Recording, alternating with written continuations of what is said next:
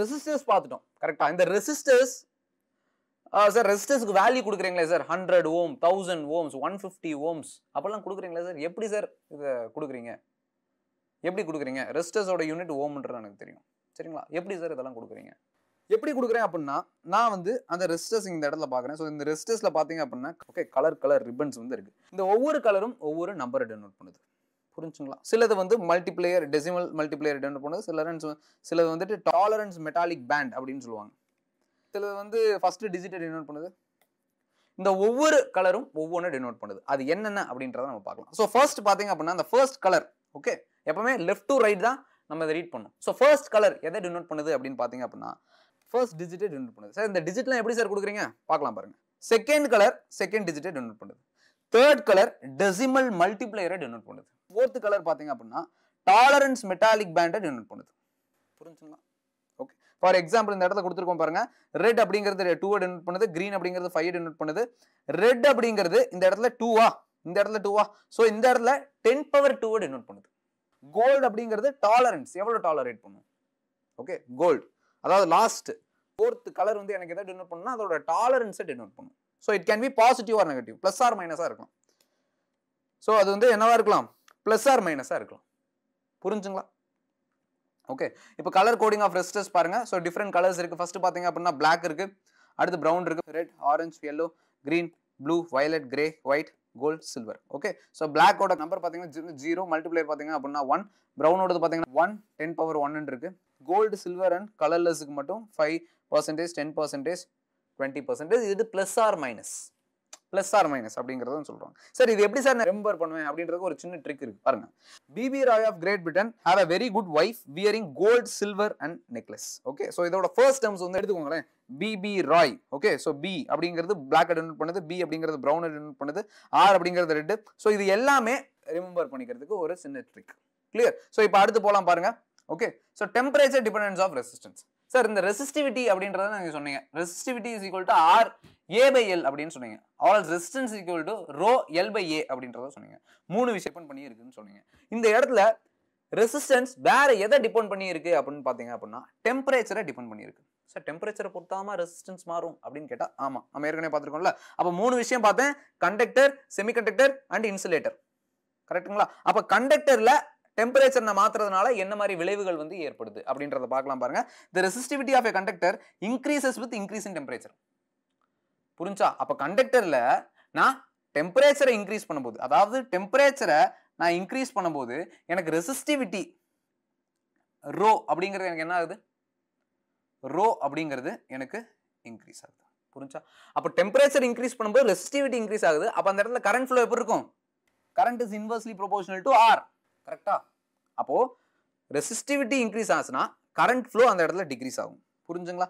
So this results is more frequent collision and hence. ஸோ பேசிக்காக என்ன ஆகுது அப்படின்னா ஏன் இந்த கண்டக்டர்ல டெம்பரேச்சர் இன்க்ரீஸ் பண்ணும்போது ரெசிஸ்டிவிட்டி ஏன் இன்க்ரீஸ் ஆகுது அப்படிங்கிறது முக்கியம். சரிங்களா?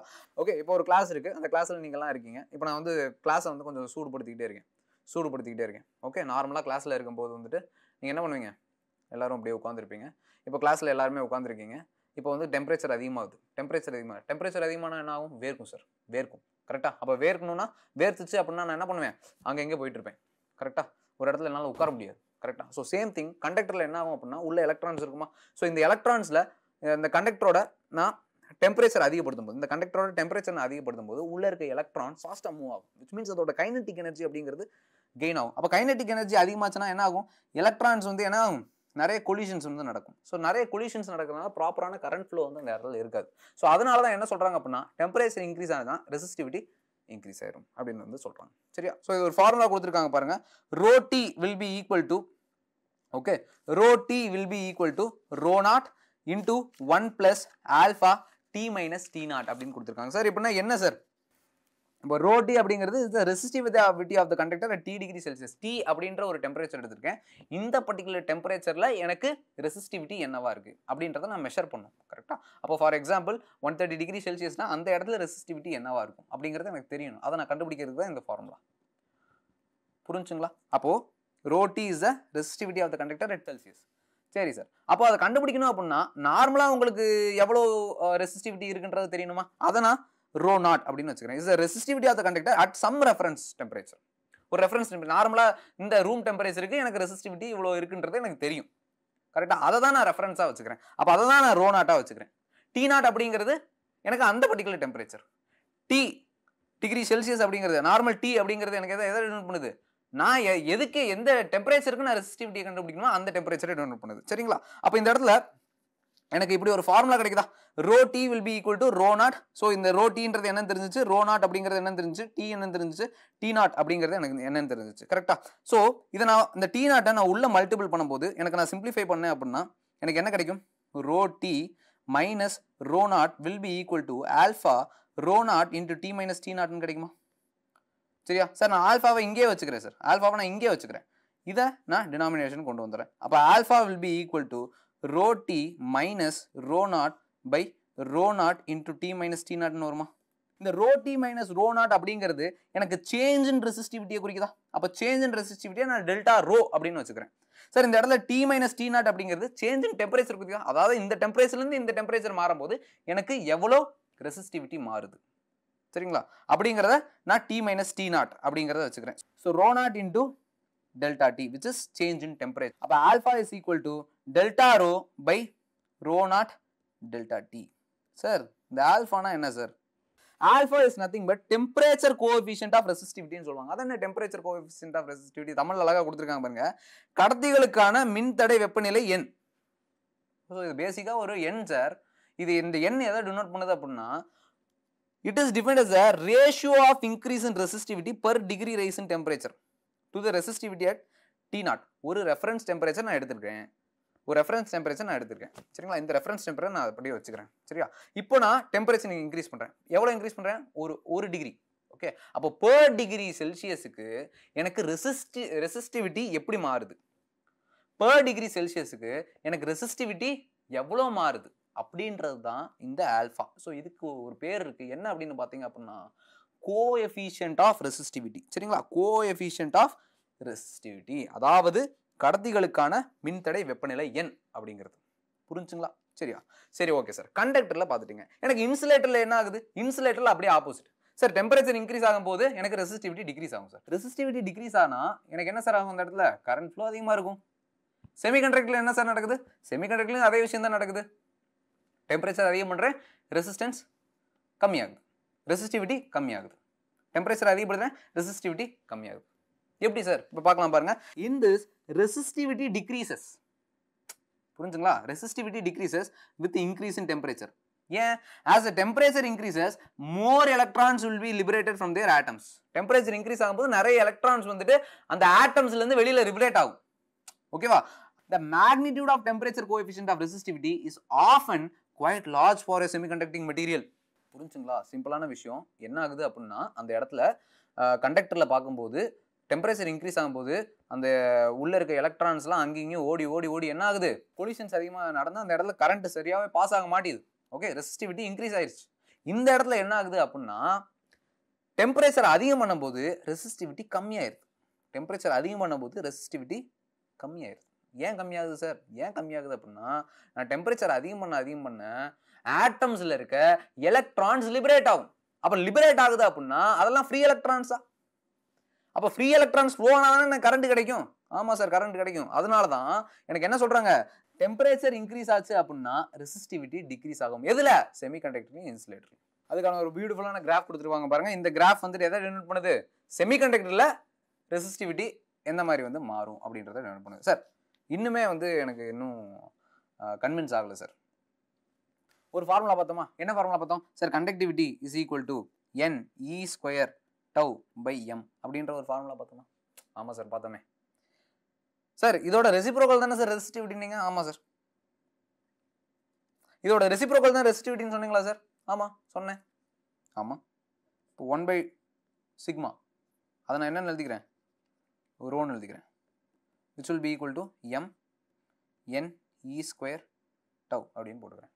சார் இந்த இடத்துல கிளியரா பார்த்தீங்க அப்படின்னா என்னன்றது இந்த இடத்துல எலக்ட்ரான்ஸ் எவ்வளவு இருக்கு அப்படின்றது வந்து குறிக்குது. அப்போ இந்த இடத்துல பாருங்க, resistivity okay is inversely proportional. Okay, இந்த இடத்துல ரெசிஸ்டிவிட்டி சார், ரெசிஸ்டிவிட்டி என்னுக்கு எப்படி சார் இருக்கு? n ரெசிஸ்டிவிட்டிக்கு எப்படி சார் இருக்கு? இன்வெர்ஸ்லி ப்ரொபோஷனலா இருக்கா. இதுக்கு என்ன அர்த்தம் அப்படின்னா, நம்பர் ஆஃப் எலக்ட்ரான்ஸ் எனக்கு அதிகமாகும் போது ரெசிஸ்டிவிட்டி கம்மியாயிரும். நம்பர் ஆஃப் எலக்ட்ரான்ஸ் அதிகமாகும் போது ரெசிஸ்டிவிட்டி கம்மியாயிரும். அப்ப செமிகண்டக்டர்ல நம்பர் ஆஃப் எலக்ட்ரான்ஸ் லிபரேட் ஆகுது. லிபரேட் ஆகுது அப்படின்னா நம்பர் ஆஃப் எலக்ட்ரான்ஸ் அதிகமாகுது. அப்ப அதிகமாகும் போது ரெசிஸ்டிவிட்டி கம்மியாகுது. ரெசிஸ்டிவிட்டி கம்மியாச்சு அப்படின்னா கரண்ட் ஃப்ளோ அதிகமா இருக்கும். புரிஞ்சா? அதான் இங்க கொடுத்துருக்காங்க பாருங்க. The resistivity of a material is inversely proportional to the number density of the electrons. Number density of the electrons. இந்த இடத்துல அடுத்து கொடுத்துருக்காங்க பாருங்க. Inversely proportional to the average time between the collisions. புரிஞ்சுங்களா? average time between the collisions. collisions நம்ம பார்த்தோமா? அப்ப collisions அப்படின்றது பார்த்தோமா? எலக்ட்ரான்ஸ் வந்து அடுத்தடுத்த எலக்ட்ரான்ஸ்ல எனக்கு கொலைட் ஆகிற அந்த ஆவரேஜ் டைம், அதை தான் வந்துட்டு ரிலாக்ஸேஷன் டைம் அப்படின்னு சொல்லுவாங்க. ஸோ அதை தான் வந்துட்டு நான் வந்து என்னன்னு சொல்றேன்? டவ் அப்படின்னு வந்து சொல்றேன். புரிஞ்சுங்களா? அப்போ rho is inversely proportional. Okay, rho is inversely proportional or else n is inversely proportional to rho and it is inversely proportional to tau அப்படின்னு வந்து நான் சொல்றேன். அப்போ இன்வெர்ஸ்லி ப்ரொபோஷனல்னா நான் சொன்ன மாதிரி தான். ஓகே, நம்பர் டென்சிட்டி அதிகமாச்சு அப்படின்னா ரெசிஸ்டிவிட்டி கம்மியாகும். புரிஞ்சுங்களா? சிம்பிளான விஷயம். அடுத்து பார்க்கலாம் பாருங்க. ஓகே, எனர்ஜி அண்ட் பவர் என்ன எலக்ட்ரிக்கல் சர்க்யூட். சார் எனர்ஜினா என்ன தெரியுமில்ல?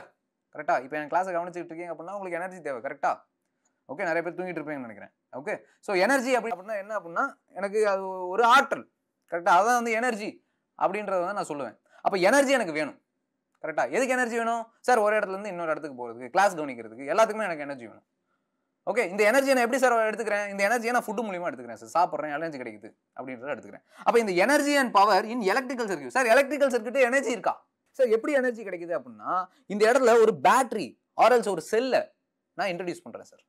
இன்ட்ரடியூஸ் பண்ணும்போது அந்த இடத்துல அந்த செல் எனர்ஜி கொடுக்குது. எப்படி சார் செல் எனர்ஜி கொடுக்குது?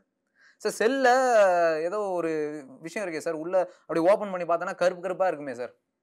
ஸோ உள்ள என்ன சார் இருக்கு? கெமிக்கல்ஸ் இருக்கு. அப்போ உள்ள கெமிக்கல் ரியாக்ஷன்ஸ் அப்படிங்கிறது நடக்கும். அப்போ இந்த கெமிக்கல் ரியாக்ஷன்ஸ் என்னவா கன்வெர்ட் ஆகுது? Electrical energy convert. அப்போ chemical energy is converted to electrical energy. அப்போ ஒரு வேதியாற்றல் மின்னாற்றலாக அந்த இடத்துல மாறுகிறது. புரிஞ்சுங்களா? அப்போ எலக்ட்ரிக்கல் பவர் P இஸ் a rate at which the electrical potential energy is delivered. அப்போ எலக்ட்ரிக்கல் பொட்டன்ஷியல் எனர்ஜின்றது என்னது? Rate at which the potential energy is delivered. Sir இன்னும் புரியலையே? இப்போ பாருங்க, புரியும் பாருங்க. இப்போ ஃபார் எக்ஸாம்பிள் எலக்ட்ரான்ஸ் நம்ம எடுத்துக்கலாமே. ஸோ இந்த எலக்ட்ரான்ஸ் அப்படிங்கிறது என்ன அப்படின்னா ஒரு சின்ன சின்ன பார்ட்டிகல்ஸ் சார். ஒரு சர்க்யூட்ல குட்டி குட்டி பார்ட்டிகல்ஸ். இப்போ இந்த குட்டி குட்டி பார்ட்டிகல்ஸ் என்ன ஆகுது? ஒரே ஒரு பார்ட்டிகல் எடுத்துக்கிறேன். இந்த பார்ட்டிகல் என்ன ஆகுது அப்படின்னா இந்த சர்க்யூட்ல மூவ் ஆயிட்டு இருக்கும். கரெக்டா? ஸோ ஃபர்ஸ்ட் என்ன ஆகுது அப்படின்னா ஃபர்ஸ்ட் இந்த பார்ட்டிகல் A அப்படின்ற ஒரு பாயிண்ட்ல இருக்கு. சரிங்களா? இப்போ இந்த A அப்படின்ற பாயிண்ட்ல இருந்து B அப்படின்ற பாயிண்ட்டுக்கு போகுது. விச் மீன்ஸ் நெகட்டிவ்ல இருந்து பாசிட்டிவ்க்கு போகுது. அப்போ நெகட்டிவ்ல இருந்து பாசிட்டிவ்க்கு போகும்போது there is a gain in potential energy. Potential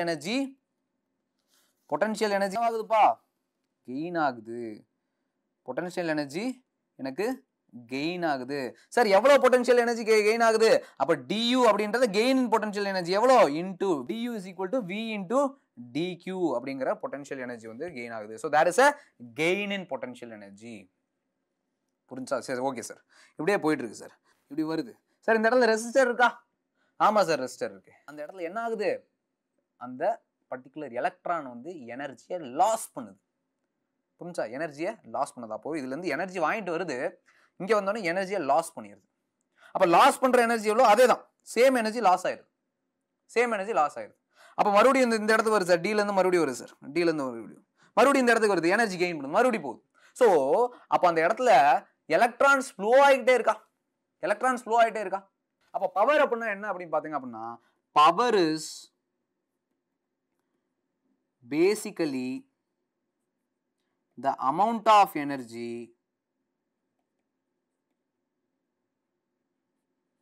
being used per second. அப்போ ஒரு செகண்டுக்கு எனக்கு எவ்வளோ அமௌண்ட் ஆஃப் எனர்ஜி யூஸ் ஆகுது? எது சார் யூஸ் பண்ணுது? அப்படின்னா எந்த காம்பனண்ட்டை நான் அதுல கனெக்ட் பண்ணியிருக்கேன். அப்ப அந்த காம்பனண்ட் எவ்வளவு ஃபாஸ்டா அந்த எனர்ஜியை யூஸ் பண்ணுது. அப்ப இந்த இடத்துல எனர்ஜி கொடுக்குற சோர்ஸ் எது சார்? பேட்டரி ஆர்எல் செல் ஆர்எல்ஸ் கரண்ட் பிளக்ல கொடுக்குறேன். அப்படின்ற போது இந்த பவர் அப்படிங்கிறது எவ்வளோ அமௌண்ட் ஆஃப் எனர்ஜி யூஸ் பண்ணப்படுகிறது, எவ்வளவுக்கு? per second. புரிஞ்சுங்களா?